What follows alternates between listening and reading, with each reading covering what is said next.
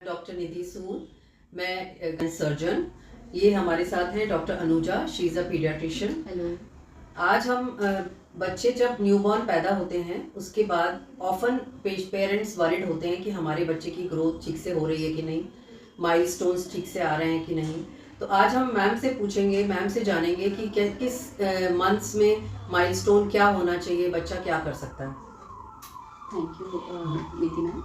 सो अभी जैसे हम शुरू करते हैं तो पहले 6 वीक से हम लोग शुरू करते हैं कि जब बच्चा 6 हफ्ते का हो जाता है तब सबसे पहला माइलस्टोन जो आता है वो होता है eye to eye contact and social smile. Eye to eye contact का मतलब होता है जैसे हम देखें तो बच्चा, हमें पता चलना चाहिए कि बच्चा हमारी आंखों में देख रहा है, इधर उधर नहीं देख रहा। और जब हम लोग जैसे I am looking into your eyes, you can see that I am connecting.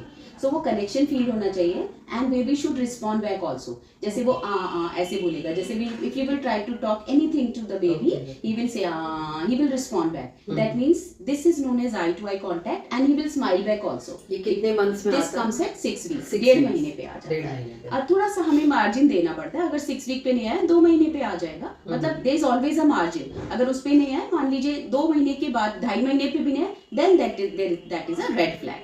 उससे पहले नहीं। ज्यादातर 90% बच्चों का 2 महीने तक आ जाएगा।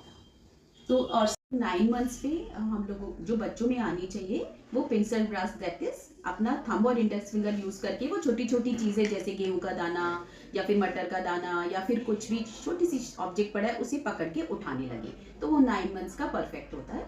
ये सारी चीजें 1 और 2 मंथ्स हम लोग इसे ऐड कर सकते हैं। अगर नहीं है 1-2 महीने, इतनी चिंता की कोई बात नहीं है, कोई रेड फ्लैग नहीं है इसमें।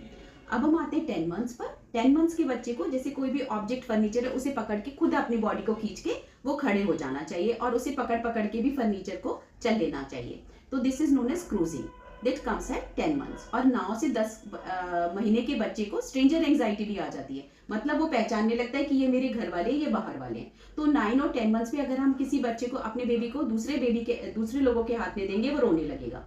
That means it is correct only, stranger anxiety has come. This is very normal for babies. Small babies can go to anyone, but 9 to 10 months they will not go because they will recognize their parents.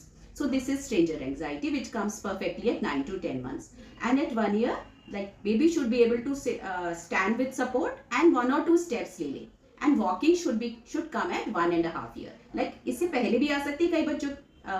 कई बच्चे बहुत smart होते हैं, जल्दी जल्दी वो steps बढ़ा लेते हैं, दे आर वेरी एक्टिव। तो एनीवेयर अराउंड 1 ईयर टू 1.5 तक अगर बच्चा वॉक कर रहा है, that means your child is perfect. So इन सारे माइलस्टोन्स का हमें रेंज देना पड़ता है कि जो मैंने रेंज बताया उससे 1-2 महीने भी अगर उसके पार हो गए तो कोई चिंता की बात नहीं है।